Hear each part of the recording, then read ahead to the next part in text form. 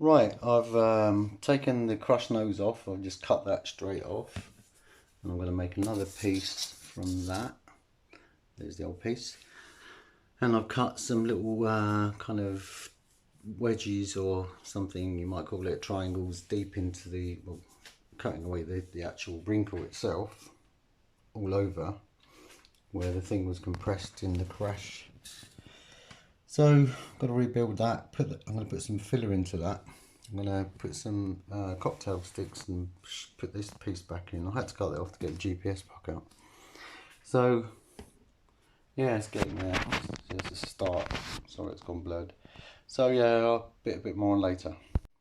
Okay, I've made a foam nose. It's just a rough blank at the moment. I've lined that up there so I can pretty much get that straight by eye, but I've fettled that when I go.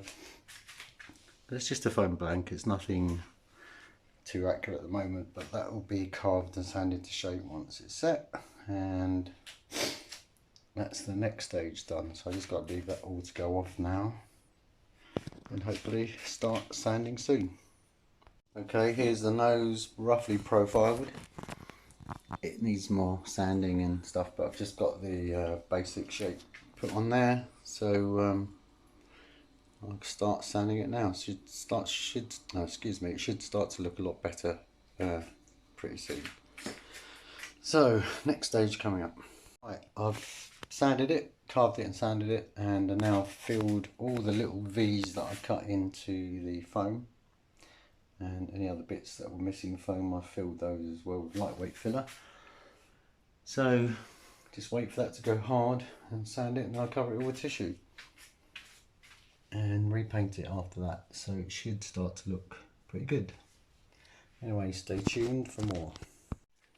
Okay, this is where I'm at now. I've just masked it up. I've covered the repairs with tissue and all base polyurethanes. 3 coats sanded in between. It's not going to look as perfect as it did when it was new, but it will look better. And yeah, just putting the final paint coats on it now. 3 light coats, and then I'll put the white band on. And it's pretty much done. So hopefully it'll look a lot better soon. Right, giving it about 2 coats at the moment with this paint, which is red 19. It's starting to get there, so hopefully I can peel all this off soon and then put the white stripes on. So I've done the other cheat line, and I've used some masking tape, and I've literally just painted it with a brush this time. But it's just really to make this thing look better than it did. Excuse the sleeping dog. So yeah, getting there. Just the other side to do now. Okay, here's the masking applied to the other side.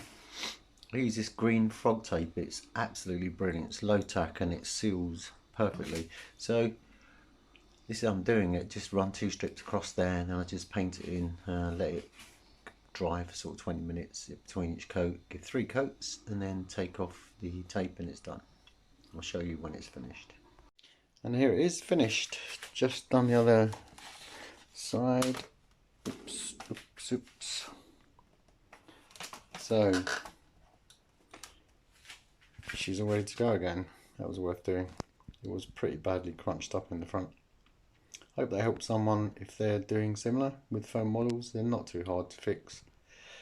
Just a bit of time and patience, and it will come out good.